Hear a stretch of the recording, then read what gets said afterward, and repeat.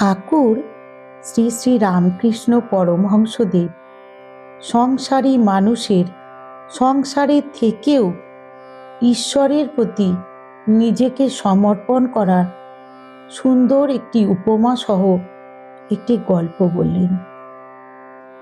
কি সুন্দর সেই গল্পটি আমরা শুনি। কথামৃত থেকে গল্পটি নেওয়া। কোনো এক গ্রামে একটি তাঁতি থাকে, বড় ধার্মিক। সকলেই তাকে বিশ্বাস করে আর ভালোবাসে। তাঁতি হাটে গিয়ে কাপড় বিক্রি করে।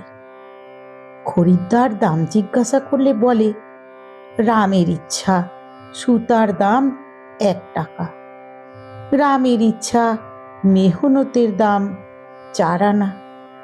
রামের ইচ্ছা, মুনাফা 2 আনা। কাপড়ের দাম রামের ইচ্ছায় 1 টাকা 6 আনা। লোকের এত বিশ্বাস যে তৎক্ষণাৎ দাম ফেলে দিয়ে কাপড় নিত। লোকটি ভারী ভক্ত।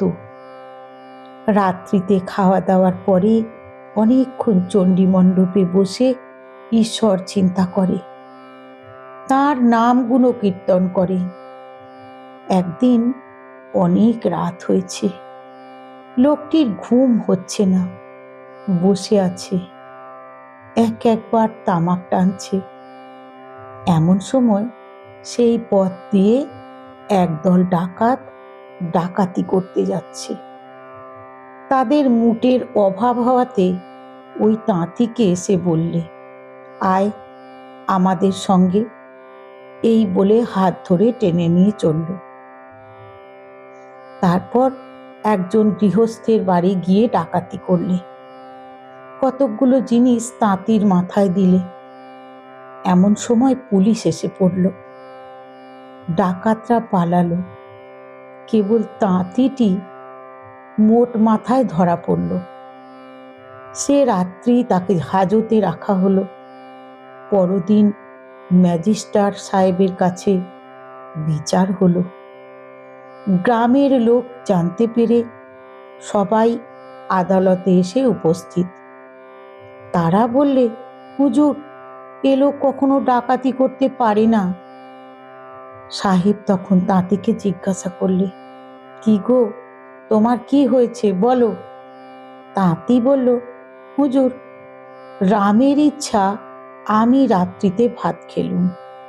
তারপর রামের ইচ্ছা আমি চণ্ডী মণ্ডপে বসে আছি। রামের ইচ্ছা অনেক রাত হলো। আমি রামের ইচ্ছা তার চিন্তা করছিলাম আর তার নাম গুণগান করছিলাম। এমন সময় রামের ইচ্ছা একদল ডাকাত সেই পথ দিয়ে যাচ্ছিল। রামের ইচ্ছা তারা আমায় ধরে টেনে নিয়ে গেল। রামের ইচ্ছা তারা এক গৃহস্থের বাড়ি ডাকাতি করলে। রামের ইচ্ছা আমি ধরা পড়লুম। তখন রামের ইচ্ছা পুলিশের লোকেরা হাজতে দিল। আজ সকালে রামের ইচ্ছায় হুজুরের কাছে এনেছে। অমন ধার্মিক লোক দেখে সাহেব তাঁতিটিকে ছেড়ে দেবার হুকুম দিলেন। তাঁতি রাস্তায় বন্ধুদের বলল, রামের ইচ্ছা আমাকে ছেড়ে দিয়েছে।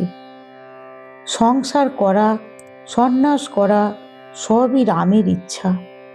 তাই তার উপর সব ফেলে দিয়ে সংসারে কাজ করো। তার উপর সব ফেলে দাও। শ্রী শ্রী মাও একই কথা বলেছেন। নমস্কার। ঠাকুর শ্রী শ্রী রামকৃষ্ণ পরমহংসদেব সুন্দর একটি গল্পের মধ্যে দিয়ে কি সুন্দরভাবে বুঝিয়ে দিলেন সংসারে থেকেও সংসারী মানুষেরা ঈশ্বরের প্রতি কিভাবে আত্মসমর্পণ করবেন, কিভাবে তাকে সব সময় স্মরণ করতে করতে নিজেরা সংসারে মন দেবেন। সবই ঈশ্বরের, এইটা সবসময় মনে রেখে সংসার করতে বললেন। খুব ভালো লাগলো ঠাকুরের সুন্দর একটি গল্প উপমা। আমার পাশে থাকবেন, আগামী দিনেও আমি ঠাকুরের সুন্দর সুন্দর গল্প উপদেশ শোনানোর চেষ্টা করছি। আজ ঠাকুরের কথার এই পর্যন্তই ইতি করলাম।